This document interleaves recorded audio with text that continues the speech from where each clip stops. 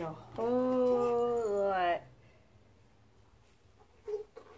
left behind. There's a whole lot that got scattered behind the machine, but it looks like it picked up majority. But yet the one test, the bin isn't very big on this machine. So where did it all go? Because it's definitely not in the bin. So let's unhook it and see if anything flies out. No, okay. Now let's test. Turn the vacuum on without the bin on and see if anything shoots out of it.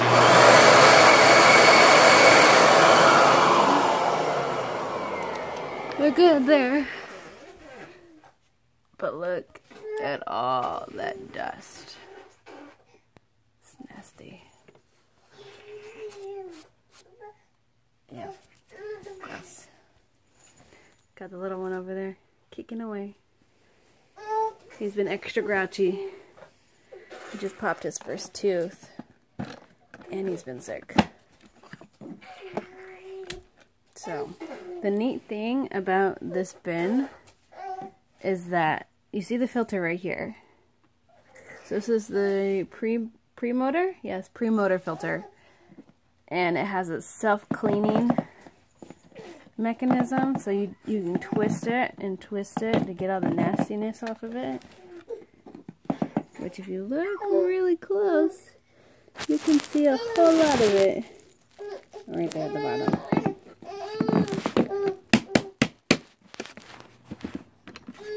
Let's dump this.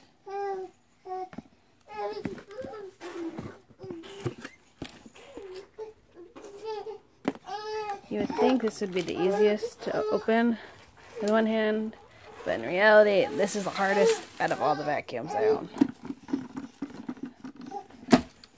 Okay, so where's the rest of the dirt? Because there was a whole lot more than that I dumped on the ground.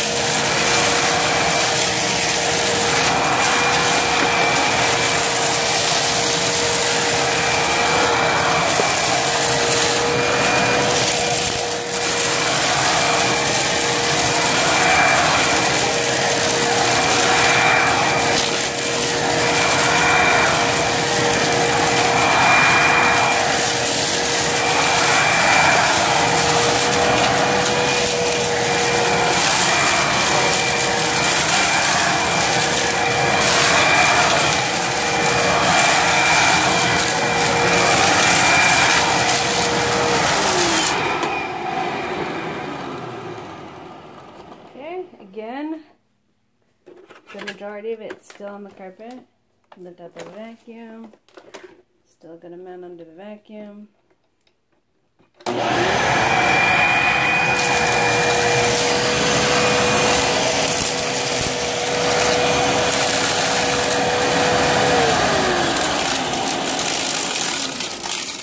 Still spitting out a whole lot of dirt. So I think I've officially clogged the Hoover for the first time since I've had it. Which is surprising because this machine can take a beating. Oh yeah, it can really take a beating. But because the bin is so small and the hose has horrible suction, it just gets clogged. I guess really easy. But the good thing about this machine is the agitation and the airflow are just, oh, they're just on point. This machine literally agitates everything and anything from under this carpet. It's bizarre. I've never seen a vacuum that could do it so well. So I hope you guys enjoyed and stay tuned for more.